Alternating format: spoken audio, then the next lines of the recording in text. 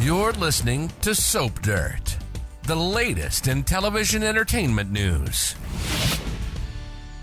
Hey there, Y&R fans. Belinda from Soap Dirt, and I have got some tidbits for next week. These are official confirmed spoilers. I don't have the full weekly spoilers yet. Those will come out tomorrow. But for right now, I've got 4 big spoilers for next week. I'm so excited to talk to you about. We've got stuff with Nate and Audra, with Diane and Jack. We've got Victor and Cole, and we have Lily and Mamie. Good stuff coming. If you have not, please reach down and click subscribe so you don't miss any of our updates. Let's jump right in. So we're going to have a scene next week with Nate Hastings and Audra Charles there at the Neil Winters Jazz Lounge. And Nate is saying to her something kind of strange that we haven't really seen them together in a couple of weeks. And Nate tells her, "I thought we were friends, Audra." And that's what friends do. They tell each other the truth. And Audra says, "Are you sure that's all it is, Nate?" And she's laying on this flirty vibe, kind of hot and heavy with Nate. I'm not sure what truth he's speaking. It depends on my friends, which ones tell me the truth and which ones don't. Some of my friends will tell me, "Yeah, your butt looks fat in those jeans," and others will say, no, you look great. It's okay.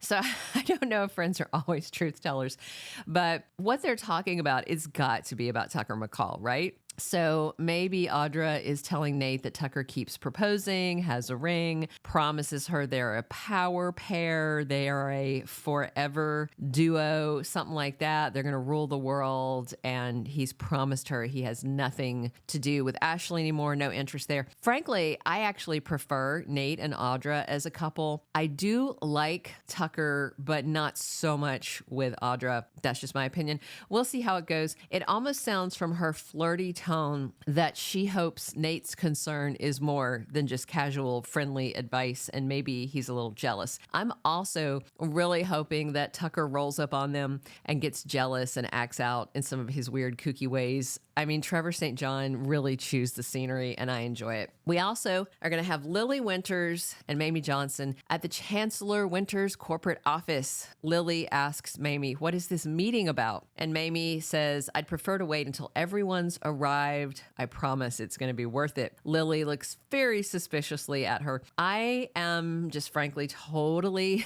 over the story of who is in power at Chancellor Winters, whether they unmerge, remerge, go bankrupt. I don't care.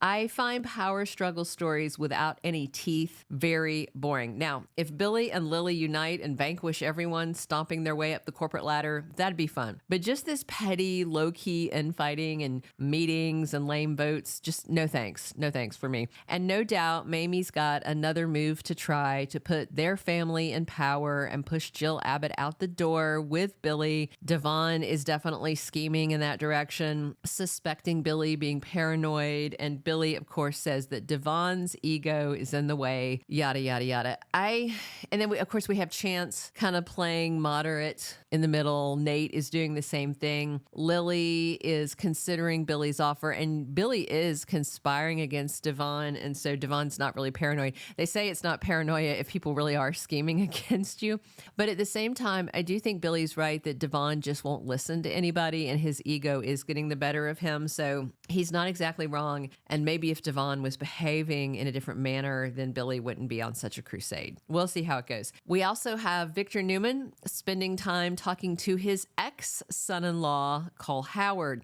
Victor wants to know, how's your relationship with Victoria and if something has changed. And there is a definite vibe between Victoria and Cole. I didn't think when they first brought Cole back that they intended to keep J. Eddie Peck for too long. But admittedly, it's kind of nice to see Victoria with someone who's not lying, faking cancer, cheating, chewing gum and losing his mind and running people down, scheming with her to oust the Newmans from the family business, stuff like that. I really honestly worried that Cole wouldn't survive his crazy Aunt Jordan's reign of terror. But bear in mind, she's not gone yet. Victor's told everybody she's dead. She might still escape. Cole might be the one to find her in the basement, let her out, get attacked. I don't know. It doesn't look like he's on contract, so he may still be exiting dead or alive. So we'll see. I am enjoying this as a fun little blast from the past, and who doesn't want to rekindle a romance with a man that you once thought might be your brother? I mean, that's fun times, right? I do think Victor would much prefer Cole to some of the other bad seeds that Victoria has been with in the past. So there's that. All right.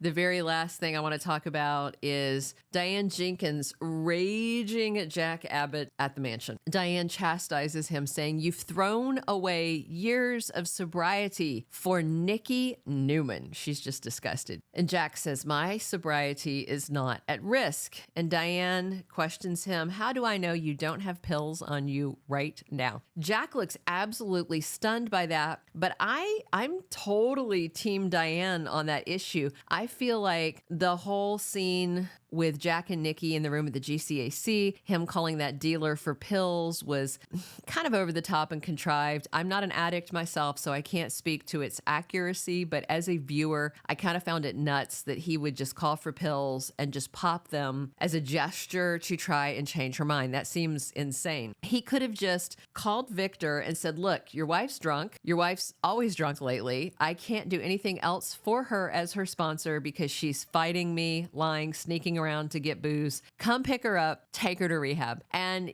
in the end, after this whole Jack incident, it kind of works because Nikki does decide to go to rehab, packs a bag, ready to go. But the question is it too late for Jack by then? I mean, she should have been in rehab a couple of months ago, right after the first IV vodka incident. And even if Jack couldn't talk sense into her, Victor could have brought his crack security team over, hauled her out of the GCAC, called a posh rehab place to pick her up, checked her in on an involuntary basis. Victor's got enough clout to make that happen. And after the incident, Victor tells Jack, "Stay away from Nikki."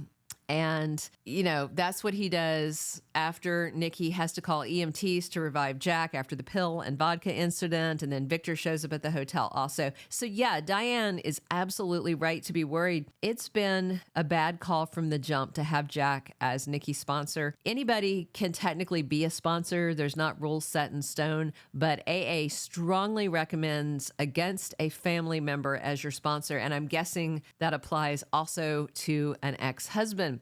Jack's struggle with opioids was bad, and it could kill him if he falls prey to it again. I mean, it almost kills him this week, and the EMTs had to bring him back out of it. His drug of choice was oxycodone, if you don't recall. And he did look really shocked when Diane asked if he had pills on him. He handed the bag of pills to Nikki, I think, if I recall the scene correctly, and she's not a pill popper, but he can clearly get more. His old dealer that he called the other day was actually a friend of Kyle's way back in the day. The guy's still in town, still selling drugs, so it would be an easy matter for Jack to just call and get more. And of course, Victor wants to blame Jack in all this, but I also hold Victor accountable for not sending Nikki to rehab right away. His whole thing was she won't be safe at rehab because of Jordan. Well, she wasn't safe in Genoa City either. So I really hope this is not the start of Jack in a descent back into drugging and addiction, but we will see how it goes. That's all we have for next week's spoilers so far, but tune in again tomorrow. We'll have a full roster of weekly Young and the Restless spoilers for you to get you all ready for the week of May 6th through 10th.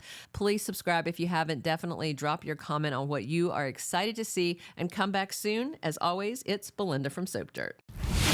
Thank you for being a loyal listener. Follow us wherever you get your podcast, because you don't want to miss the next episode. Soap Dirt is on all the major podcast platforms, including Apple Podcast, Spotify, iHeartRadio, and more.